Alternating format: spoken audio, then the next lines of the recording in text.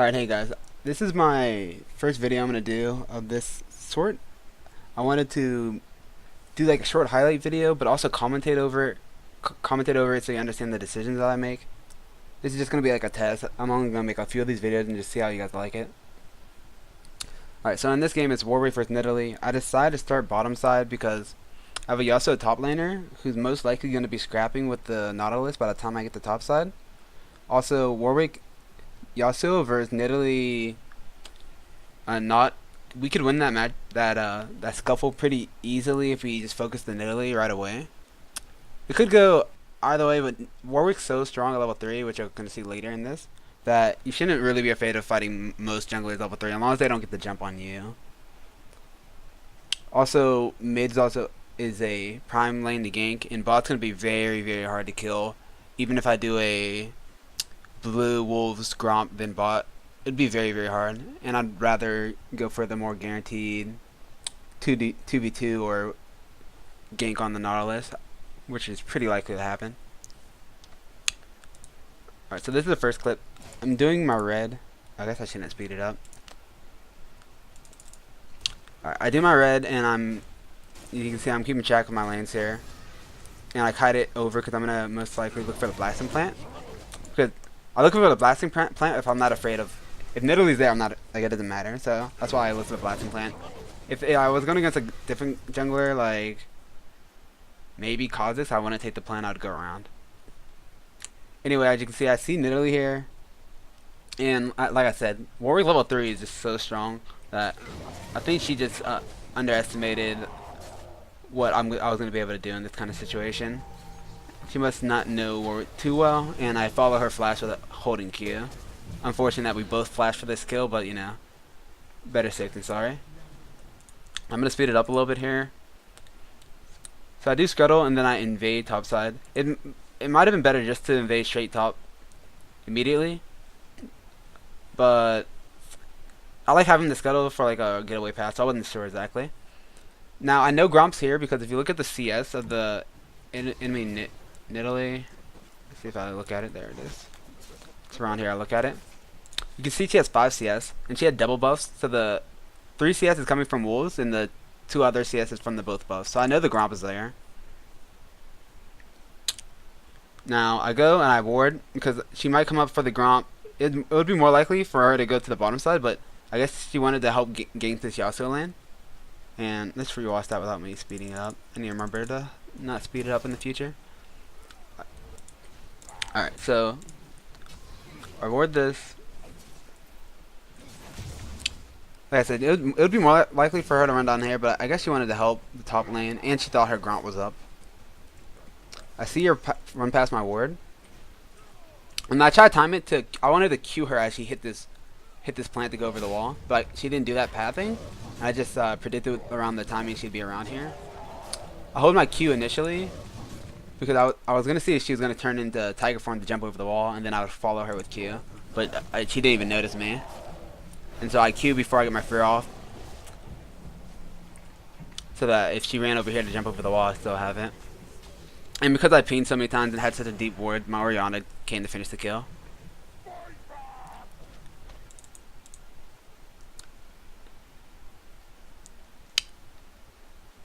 Now, after that, like I feel like my top and my top's actually gonna die in this clip, but I feel like my top and middle should be fine for a little while.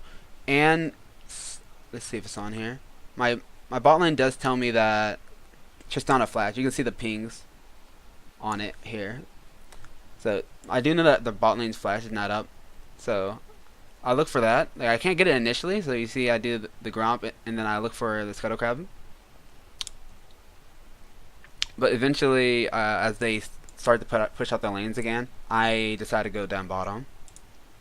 I type to my Thresh to lantern me, which is pretty smart because it really helps get there. And you want to type that just so they don't waste it, or you know, they might not be a Thresh main or whatever, so you gotta let them know. So I W here when I notice my Thresh is running up. I thought does a really good job of doing the lantern. I Q and try to get double fear off, which I do. And what I was doing here was holding the aggro just in case like my Edro or somebody wanted to get in there. I tank that extra shot, and then I hold Q to get out of range and heal from the minion. Okay, this is also really important. So we killed the enemy AD carry, and what a lot of people do here is they just back, and everyone would just back after that kind of play. But when you know they don't have sums and you just push them out of lane, like there's no reason, because we have dive threat on this Lulu, so there's no reason not to push this lane and force the Nidalee out. Because if Nidalee's not here, we're gonna get so much damage on this tower, and this Lulu is gonna be zoned out of ESP, or might even die. Like if he lands this hook here, we might even just go for the kill. Nidalee, in this case, was here, and so we back up. So it's fine. So now we know Nidalee's bottom. So she's behind, and we know exactly where she is. That's a very good spot for our team to be in.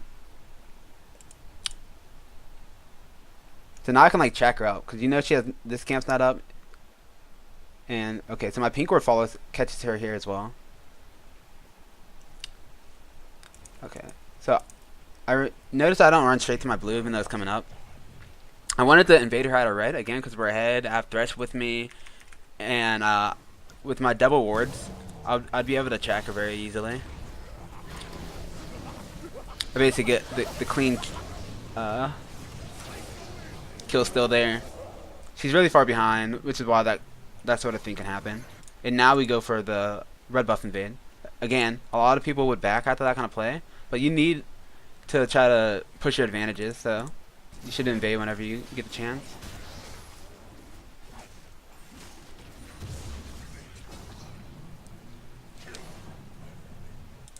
Alright, I have a highlight up here.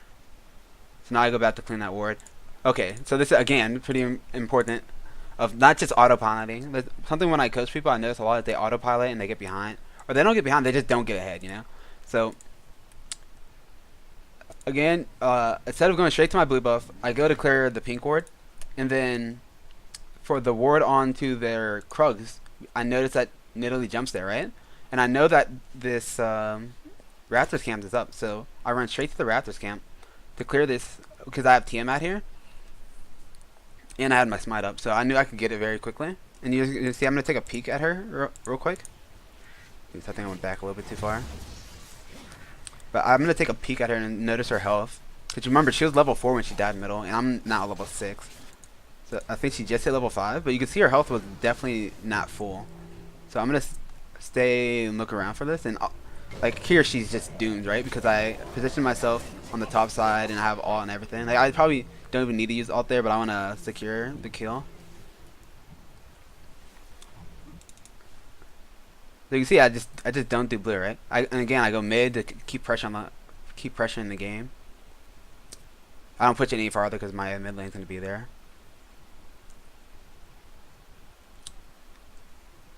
Again, still looking for pressure. This is like a counter game attempt because you have to know, like, when you kill the enemy jungler, or just when you know where the jungler is. Like, she has no cans bottom side. She like almost guaranteed 100% is going to go to the wolves. So it's actually even possible that I could have told my Yasuo to come with me to invade these wolves. That might have actually been the best play here. But I have so much gold on me that I don't want to force something and be in the jungle and then Brand comes, you know. So that's why I'm looking for a back. But I back in a position where if this Nidalee just rage ganked mid lane, or maybe she did wolves really quickly. I'm not sure about the time frame at this point. But this is pretty much the only lane she would gank after doing these wolves that quickly, especially because I have vision on this side of the map. So I set up for a counter gank there, but she doesn't come in time at least. Now going ball. I have nothing top side. Well, I have the Krugs, but you don't really want to do Krugs, especially, and you don't want to really focus ganking the Nautilus. So I look bottom again. I tell the Thresh to lantern for me. He does a really good job of going in before me and setting me up here. I get polymorph, so I couldn't hold that Q, so I go for a flash fear.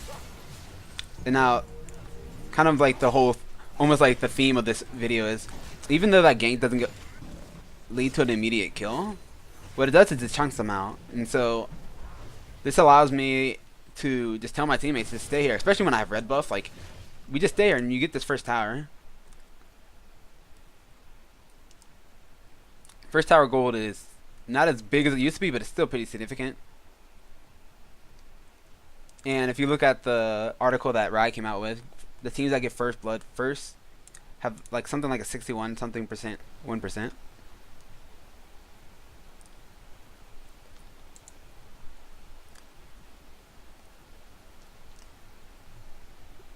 Not much happened there. This is me just chasing her down because she's behind. Basically, them just getting out of position. I have wards down from my warding jungle item. I'm just catching them out. And again, you see, I took the raptors here and I took their red. I'm not running straight to objectives. Like, you know, I'm not on robot mode. I'm not autopilot mode. I'm not, oh, my blue's up, I have to do my blue. Or my dragon's up, I have to go to the dragon. Like, you just do whatever's near you and whatever makes the most sense.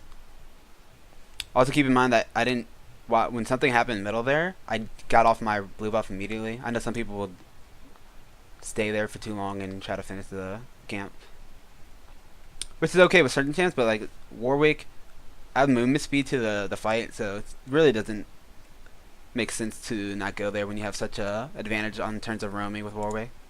And some other champs have like pretty good mobility too. Like Nidalee, again, would be in the same situation where like Nidalee roams so fast that it wouldn't make sense for her to try to finish that blue immediately. Now I don't do the blue right there because I'm gonna back. You don't want to usually do your camps before you back unless they're at threat of being stolen. Alright, I'm gonna fast forward this because I don't have a highlight.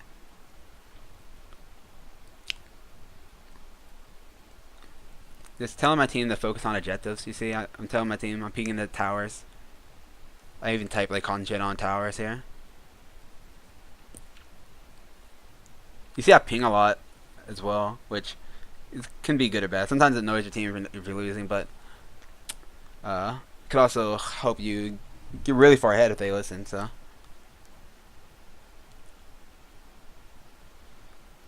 not much here again. This is all just having enough pressure on the map. So here, I'm gonna go back a little bit.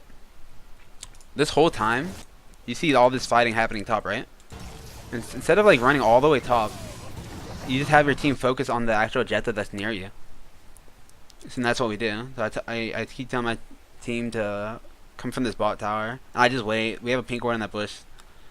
And again, you see, I'm just patient. We're just waiting to push because we know that so many of them are top, and we, again, just like before, we have good dive potential with our team comp.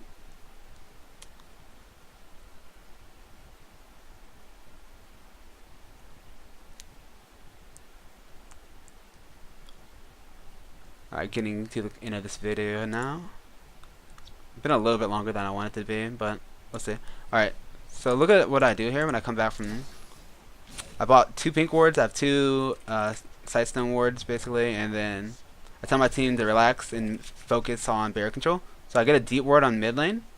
My Thresh, who obviously done very well this game, has gotten deep wards from me as well. And then you have to pink this so that you know whether they do a blue orb over the wall. And now I just sweep, and you know, this is the baiting game, right?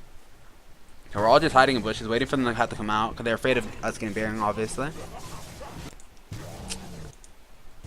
Now I see that the Brand is to my right, so even though the Thresh are trying to set me up for this play over here, I can free kill this guy because there's no way Brand kills me with me having Winston and Mercs. You can see when you get Winston on